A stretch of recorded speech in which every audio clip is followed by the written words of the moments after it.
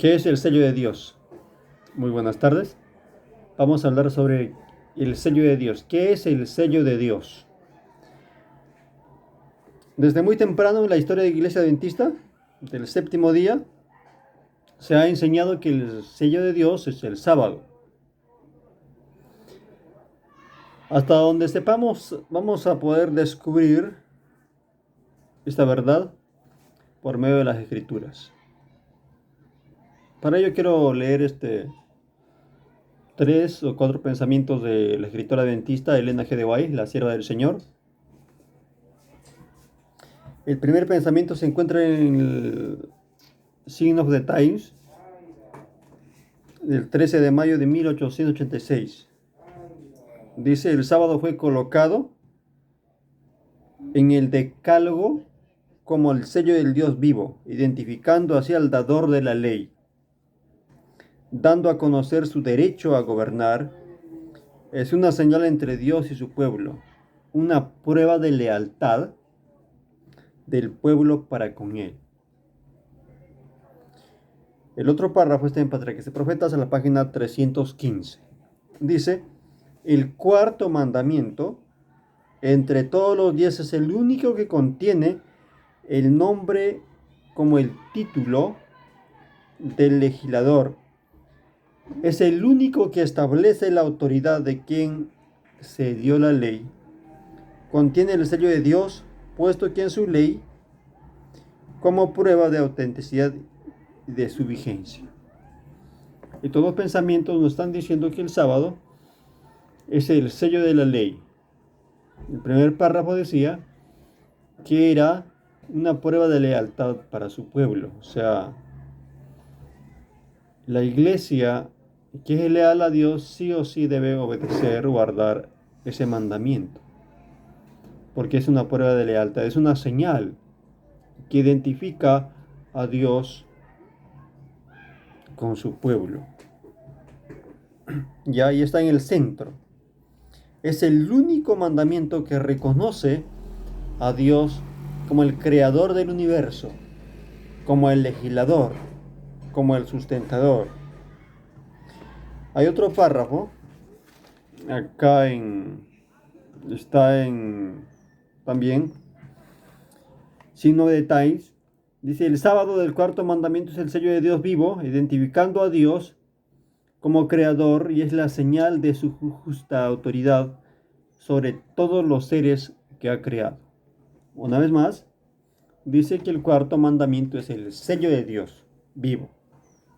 Y con este pensamiento terminamos. Manuscritos Reales, el tomo 4 de la página 425. Dice: se debe proclamar la verdad en cuanto al sábado del Señor.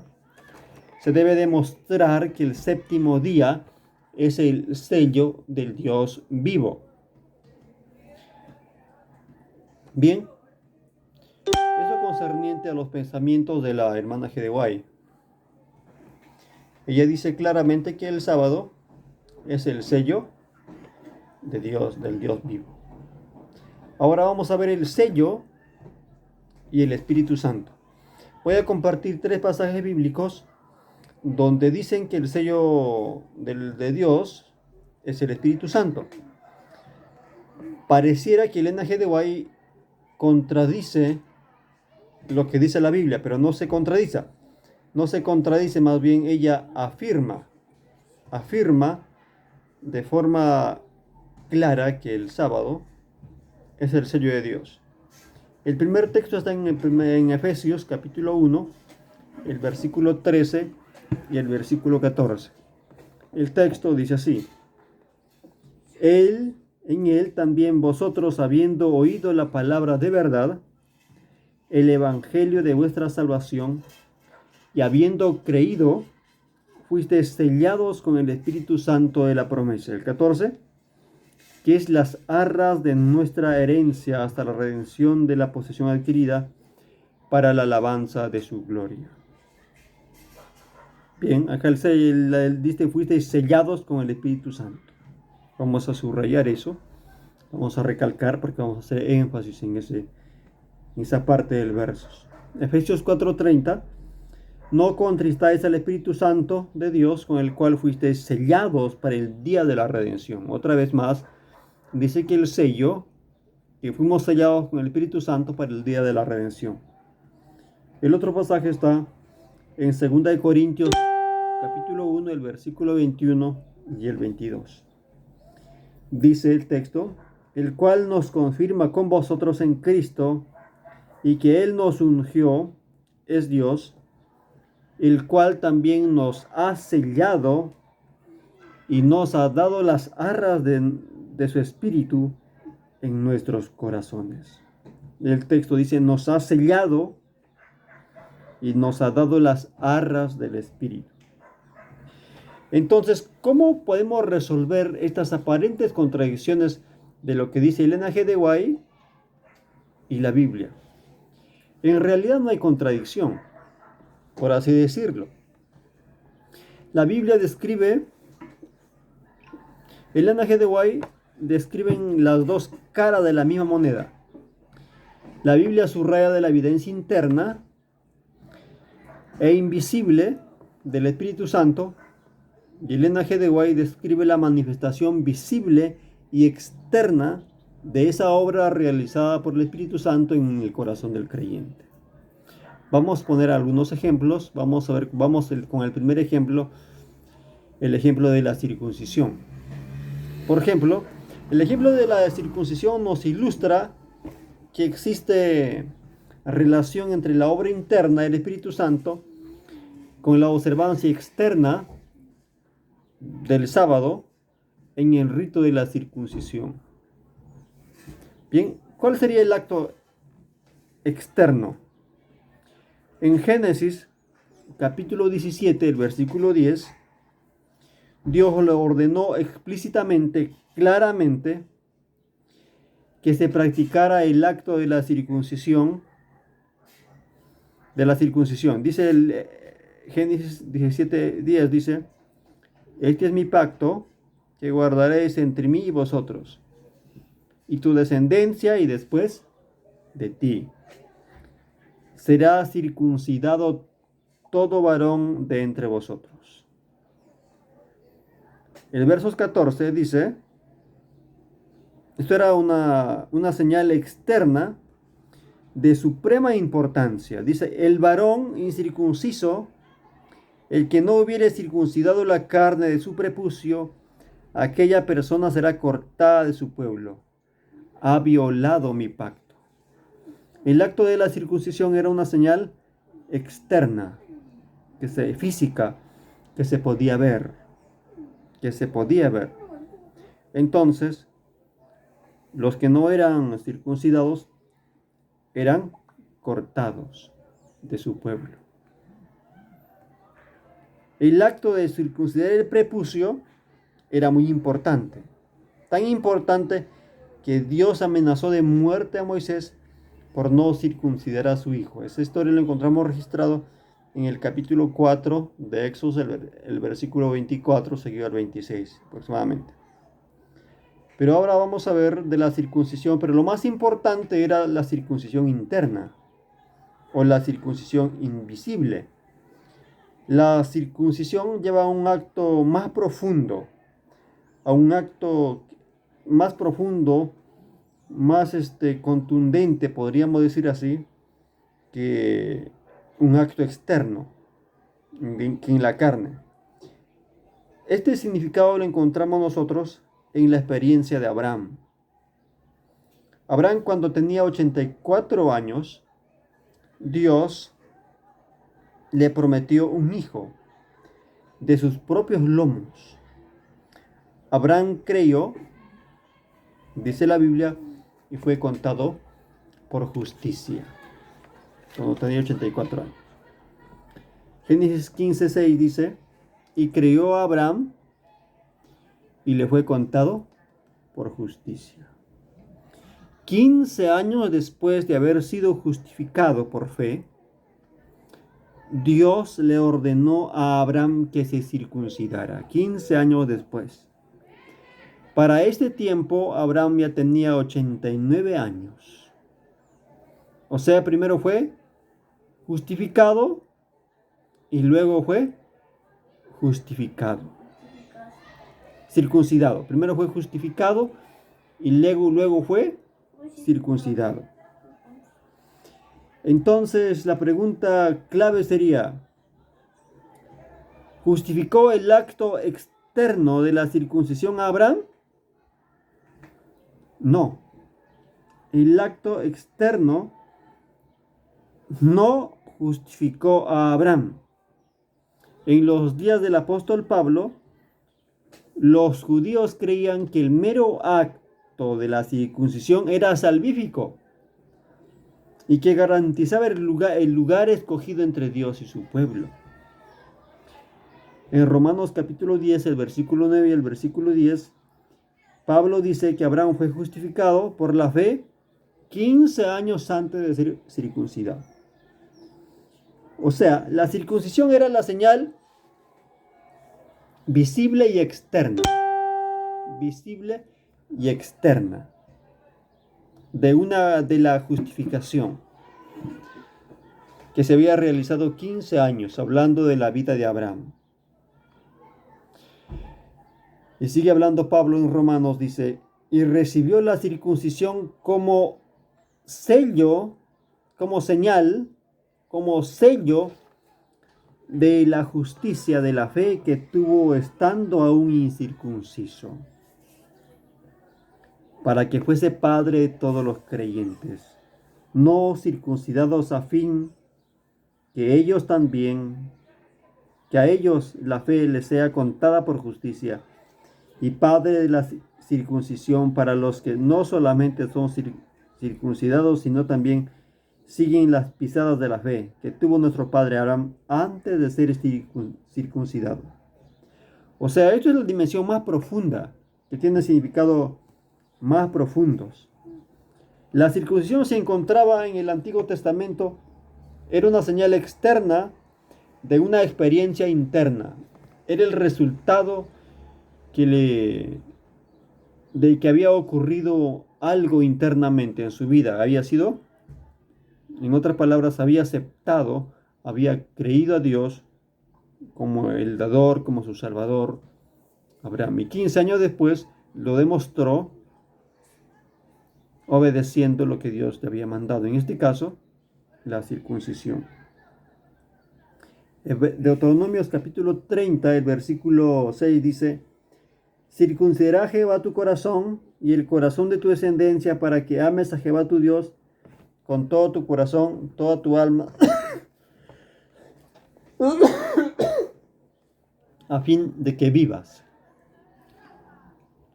O sea, la circuncisión es una señal externa de una obra interna del Espíritu Santo. Una señal externa de una obra interna del Espíritu Santo.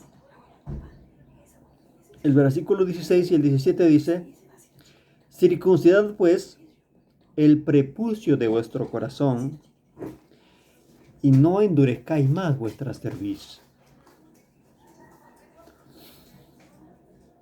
Hablando espiritualmente, ¿no? Eso es lo que tiene el mayor significado. Eso es lo que vale más. El apóstol Pablo, cuando escribió en cuanto a la dimensión más profunda de la circuncisión a los filipenses, Pablo les dice, porque nosotros somos la circuncisión, lo que en el Espíritu Santo servimos a Dios y nos gloriamos en Cristo Jesús, no teniendo confianza en la carne. En otras palabras, Pablo dice, los que le servimos a Dios en espíritu, nos gloriamos en Él, en Cristo. No teniendo confianza, en otras palabras, no teniendo confianza en que la circuncisión sea un mérito para alcanzar el cielo. Romanos 2, 28 y 29 dice, pues no es el judío el que lo es exteriormente,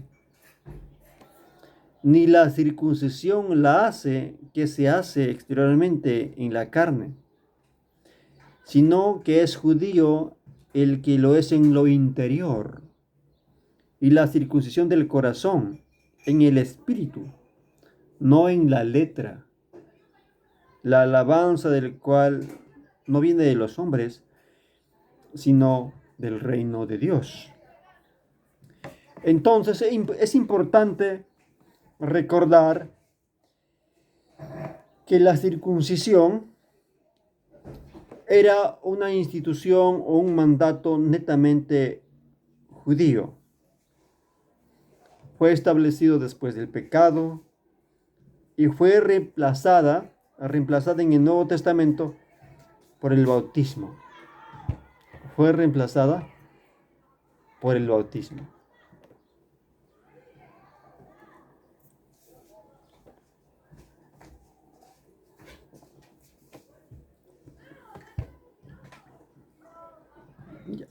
¿Por qué? En Colosenses capítulo 2, el versículo 11 y el 12 dice: en él también fuisteis circuncidados con la circuncisión no hecho a mano, al echar de vosotros el cuerpo pecaminoso carnal en la circuncisión de Cristo, sepultados juntamente con él en el bautismo, en el cual también resucitados con él mediante la fe en el poder de Dios, que se levantó de los muertos. Entonces, ahí está. Según la decisión del Concilio de Jerusalén en el año 49, después de Cristo, ya no tenía que practicarse obligatoriamente, pues Jesús y Pablo habían dicho que lo importante era, ¿qué cosa? Lo interno, lo espiritual, no lo literal. En contraste con el rito de la circuncisión y el sábado. El sábado fue instituido por Dios antes del pecado. Dios lo estableció para toda la raza humana. No existen indicaciones bíblicas de que el sábado se haya reemplazado o se haya abolido, en contraste con la circuncisión, que fue instituido después del pecado, que fue dado a la descendencia de Abraham, exclusivamente para los judíos, y que sí existe evidencia bíblica de que la circuncisión fue reemplazada por el bautismo. Y también existe evidencia bíblica que la circuncisión no tenía consecuencias salvíficas, excepto por salud, dice Pablo en Gálatas. Vamos a ver otro ejemplo. El bautismo. Segundo ejemplo. El primero, la circuncisión. El segundo ejemplo, el bautismo. Vamos a hablar sobre el bautismo. Como hemos visto en el Nuevo Testamento, el bautismo tomó el lugar de la circuncisión. Entonces, ¿qué era la circuncisión? Era un acto externo, del resultado de una obra interna. Porque en Deuteronomios dice que Dios quiere que nuestros corazones sean circuncidados. Ahora, como la circuncisión era un acto externo y es reemplazado por un acto externo también, que es el bautismo. El bautismo es un rito externo que toma lugar en reemplazo de la circuncisión. Entonces, vamos a ver, el bautismo es necesario para la salvación, pero cuando leemos con cuidado nos damos cuenta que la salvación o el bautismo, la salvación no es pago por el bautismo. Es lo contrario. El rito del bautismo es una evidencia de algo que ha ocurrido en la obra en lo interno. Es un pacto visible que el creyente hace ante los ojos del mundo, ante los ángeles, de que Él ha muerto para el mundo y ahora vive una nueva vida en Cristo.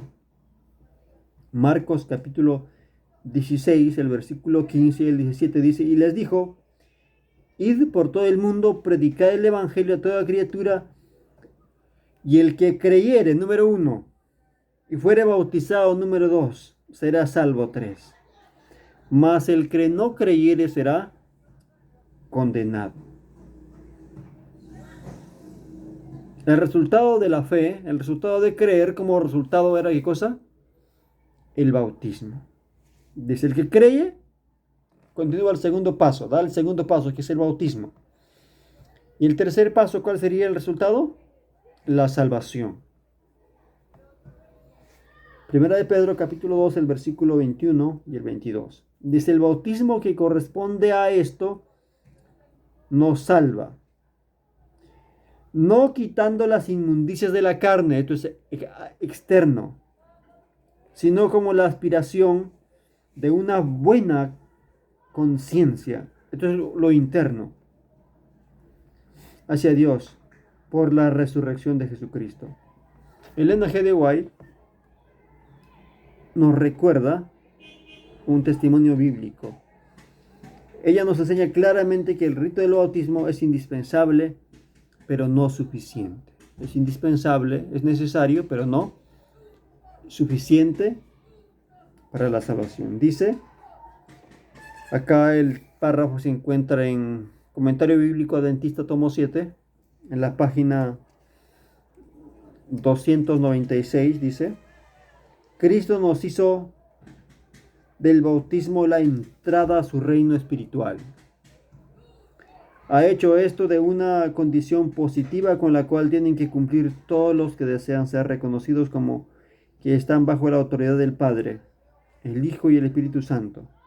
Los que reciben el reino del bautismo hacen por lo mismo una declaración pública de que han renunciado al mundo y se han convertido en miembros de la familia real, hijos del Rey Celestial.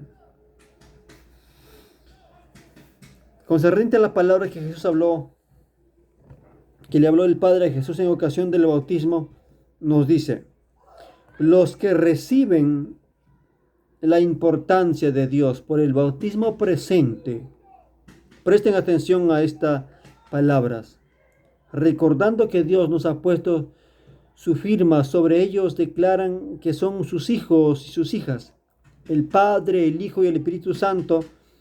Los poderes infinitos omnisapientes reciben a los que entran verdaderamente en una relación de pacto con Dios, están presentes en cada bautismo para recibir a los candidatos que han renunciado al mundo y han recibido a Cristo en el templo del alma.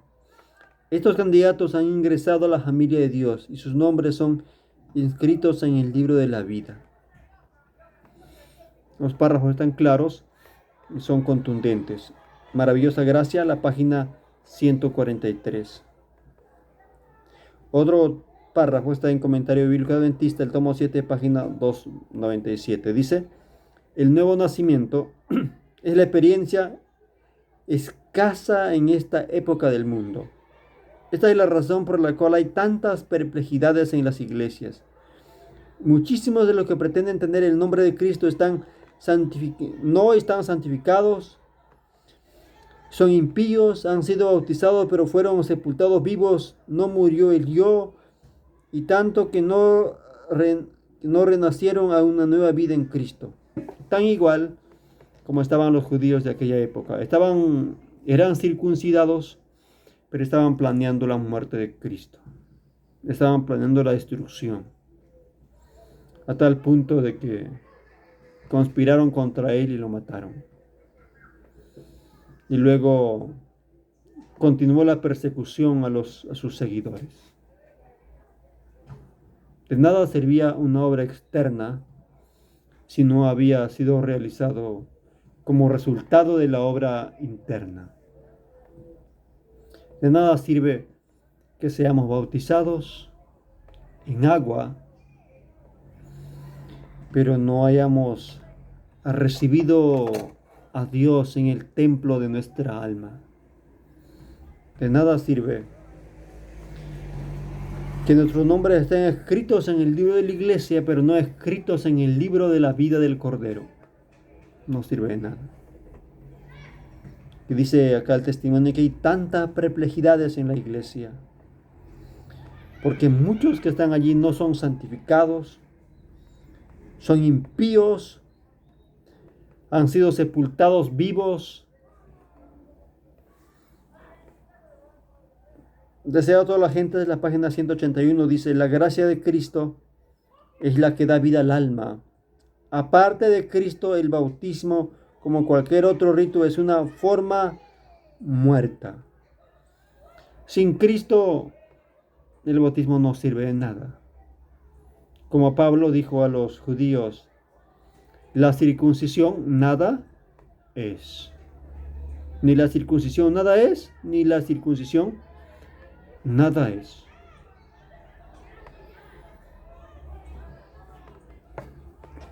El bautismo no hace que nuestros hijos sean cristianos, ni tampoco los convierte cristianos, sino es una señal externa que muestra que están conscientes de que deben ser hijos de Dios reconocidos. El que cree en Jesucristo como su Salvador, por lo tanto vivirán para Él. Hay dos ejemplos, la circuncisión y el bautismo. ¿El bautismo es el resultado de qué? De creer. Pablo dice, Marco dice, el que creyere fuere bautizado. Abraham fue circuncidado 15 años antes de ser circuncidado. 15 años antes de ser circuncidado fue justificado. Vamos a ver otro ejemplo. El ejemplo de la Santa Cena y el sábado. La Santa Cena. Dice acá un párrafo. El don de Cristo en el festín de bodas fue un símbolo. El agua representaba el bautismo de su muerte. El vino el derramamiento de su sangre por los pecados del mundo. El agua con que llenaron las tinajas que traía por las manos humanas, pero solo la palabra de Cristo podía impartirle el poder de dar vida. Así sucedería con los ritos que iban a señalar la muerte del Salvador. Únicamente por el poder de Cristo, obrando por la fe, es como tiene eficiencia para alimentar el alma. Por el poder de Cristo. Únicamente por el poder de Cristo. Sin Cristo, sin su poder, no sirve de nada. No tiene valor. Absolutamente nada. Ahora la observancia del sábado. Dios manda observar el sábado a sus hijos, y la observancia del sábado externamente de abstenerse de todo tipo de trabajo secular. Dios ordenó que se observara el séptimo día literal y Él indicó cómo debería hacerse. Ahí está el mandamiento muy conocido, el cuarto mandamiento del capítulo 20 del libro de Éxodo, el versículo 8 se lleva al 11. Dice, acuérdate del día de reposo, acuérdate del sábado para santificar, los 6 días trabajarás y harás toda tu obra, mas el séptimo día de reposo para Jehová tu Dios. No hagas en él obra alguna, ni tu hijo, ni tu hija, ni tu siervo, ni tu criada, ni tu bestia, ni el extranjero que está dentro de tus puertas. Porque en 6 días Jehová hizo los cielos y la tierra, el mar y todas las cosas que en ellos hay, y reposó el séptimo día o el sábado. Por tanto Dios bendijo el sábado y reposó y lo santificó el sábado. Ahora el reposo externo como señal del reposo interno. La observancia del sábado tiene una dimensión más profunda. Debía ser una señal externa de una relación interna. De una relación interna con el Creador. El reposo externo debería ser el reflejo de un reposo interno con el Señor. Mateo capítulo 11, versículo 28 al 30. Vamos a tomar también los pasajes de Deuteronomios capítulo 6, el versículo 6 seguido al 8, como ejemplo de lo interno y lo externo. De lo externo y lo interno. Dice, estas palabras que yo te mando, vamos a leer Deuteronomios, estarán sobre tu corazón. O sea, Y si las repetirás a tus hijos y hablarás de ellas estando tú en tu casa, andando por el camino, y al acostarte y cuando te levantes. Y las atarás como señal. Esto es una obra externa, como señal de lo que está en el corazón interno, como señal. En tu mano, y estarán como frontales entre tus ojos. Y la escribirás en los postes de tu casa y en las puertas y en tus puertas. La observancia del sábado no santificaba a Israel, sino que era una señal de que Dios los había santificado. La observancia del sábado era una señal de que algo Dios había hecho en el corazón de Israel. Es decir, la observancia del sábado debía revelar que Dios tenía una relación con Israel, una relación espiritual interna con su pueblo. Y el reposo de su pueblo implicaba la relación que existía de Dios con ellos. Hechos capítulo 31, el versículo 12 y el 13 dice: y habló Jehová a Moisés diciendo: tú hablarás a los hijos de Israel diciendo: en verdad vosotros guardaréis mis días de reposo, porque es señal entre mí y vosotros, porque vuestras generaciones, para que sepáis que yo Jehová os santifico. Ahí está claro. Dice: en verdad vosotros guardaréis mis días de reposo. En otra versión dice: guardaré mi sábado, porque es señal entre mí y vosotros por vuestras generaciones, para que sepáis que yo soy el que santifico. Y Dios santificó el séptimo día de la semana en el día de la creación. Al terminar la creación, Dios reposó el sábado y Dios bendijo ese sábado, ese séptimo día, y lo santificó. El reposo de Israel implicaba de que Dios, o llevaba a la gente a recordar de que Dios había reposado, Dios lo había apartado, lo había seleccionado ese día especialmente para que su pueblo entrara en relación con él.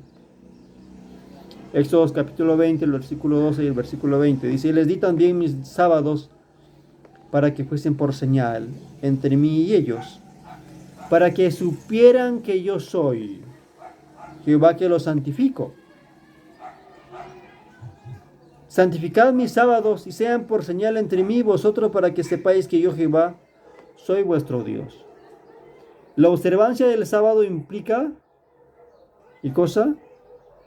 Implica una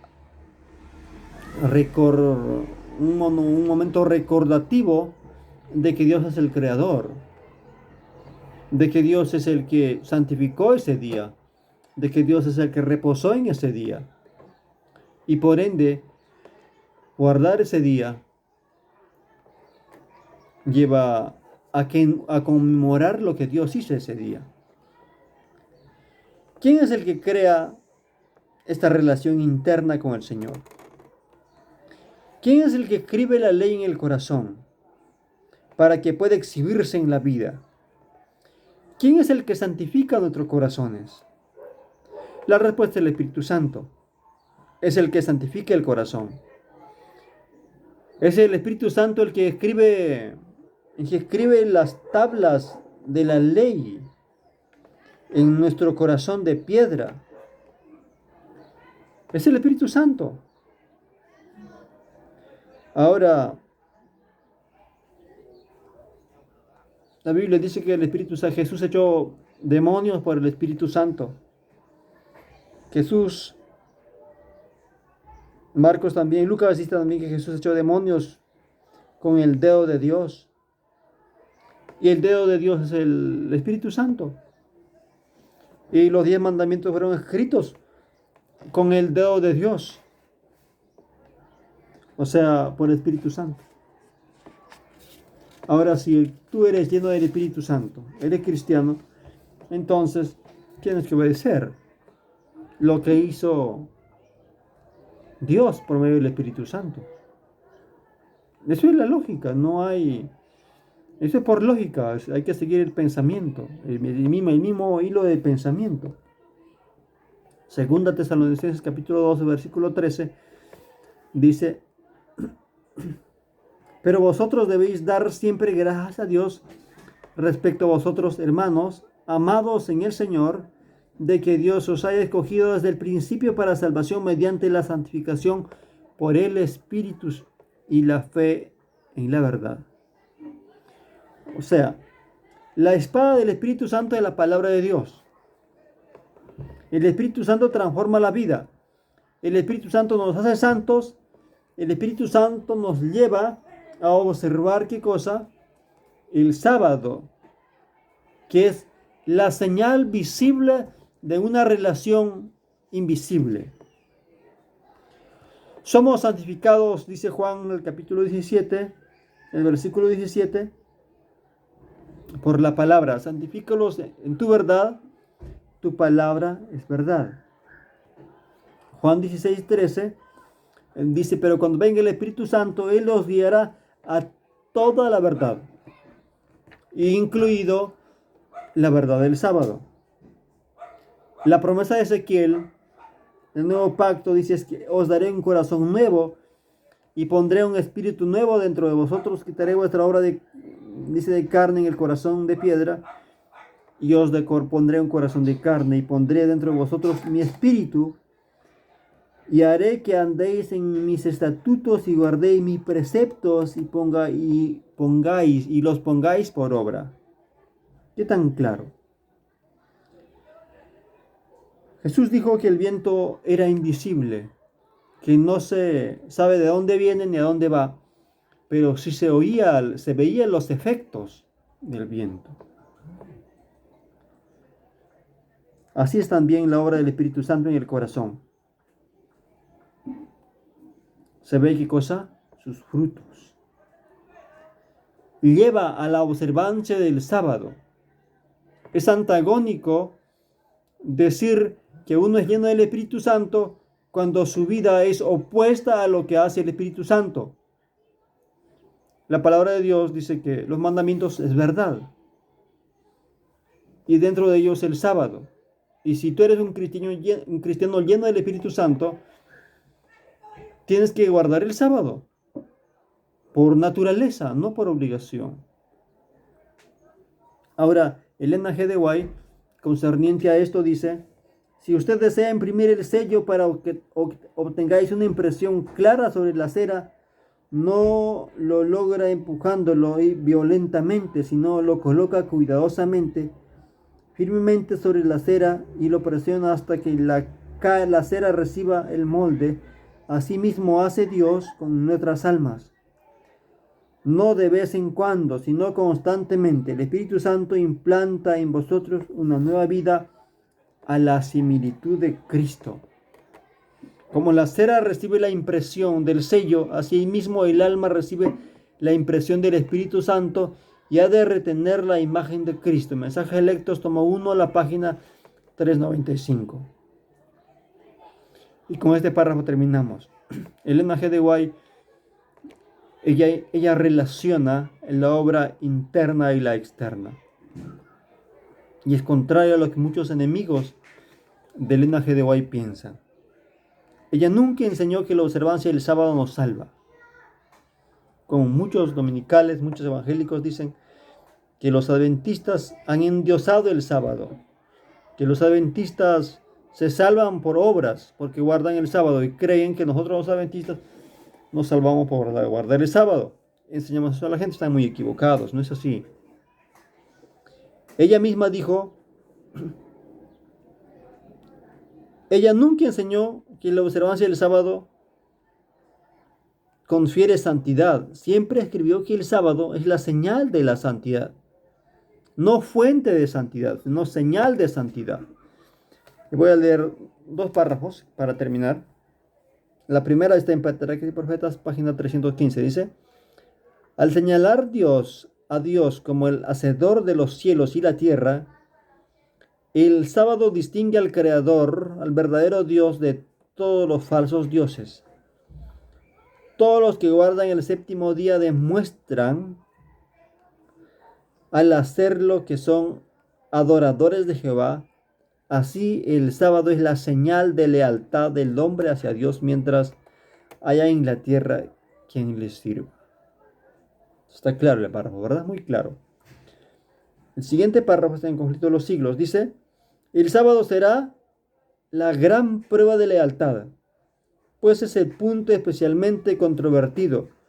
Cuando la prueba final le sea aplicada finalmente a los hombres, entonces se trazará la línea de demarcación entre los que sirven a Dios y los que no le sirven. Mientras la observancia del falso día de reposo, que es domingo, dice, en obediencia a la ley del Estado y la oposición al cuarto mandamiento será una declaración de obediencia a un poder que está en oposición a Dios. La observancia del verdadero día de reposo, sábado, es la observancia a la ley de Dios.